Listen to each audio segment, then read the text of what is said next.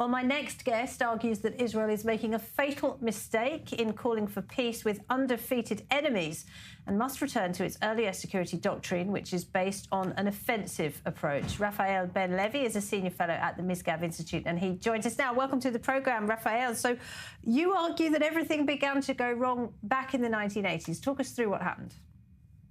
Right. So, yeah, I think that Israel had a consistent what you call a realist or offensive national security doctrine that led it to great successes for its first 4 decades, and that it slowly started to abandon the major pillars of that doctrine in the late 1980s, early 1990s. Just to lay it out real quick, the doctrine said that understanding the root of the conflict is a Arab total rejectionism of the very idea of Jewish independence, and therefore every round of war fighting needs to end with decisive victory, and only after decisive victory will there be an opening toward peace.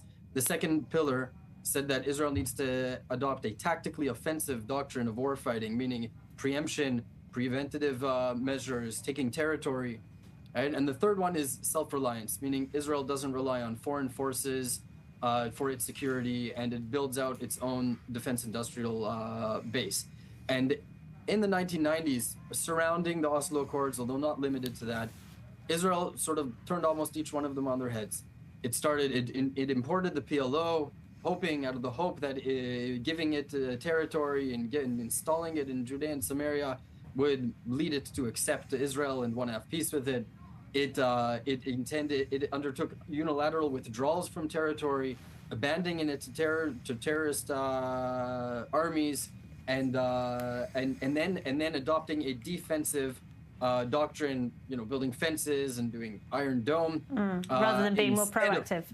Rather than taking the initiative and taking territory. And finally, it also relied on foreign forces, particularly UNIFIL in southern Lebanon, after the 2006 war, relying on them to disarm Hezbollah from its weapons.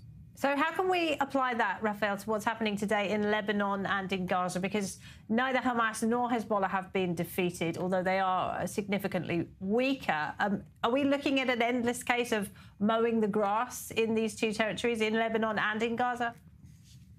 Right. So, of course, the theaters are slightly different, and so we might see a different outcome in either one of them. Regardless, I think it's clear that Israel has returned to apply this realist doctrine in the north by taking territory. Even in the context of the current ceasefire, Israel still maintains, as we just saw, a sort of buffer zone, certain areas of strategic land that are controlled a region, and it also acts preemptively to prevent Hezbollah's rearmament. It also took a strategic buffer zone on the Hermon and in southern Syria.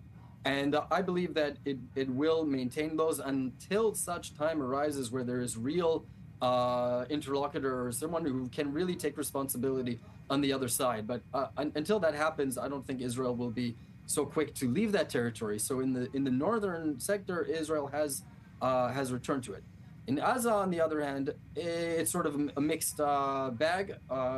We have taken certain territories, about half of the Strip.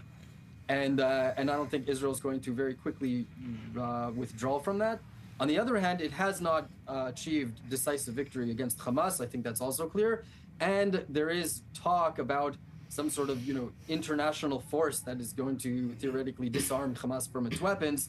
I would be skeptical about relying on that. And at the end of the day, I don't think that's what Israel would do. And just briefly, how do Israel's relationships with its allies, the United States most importantly, of course, affect that strategy going forward?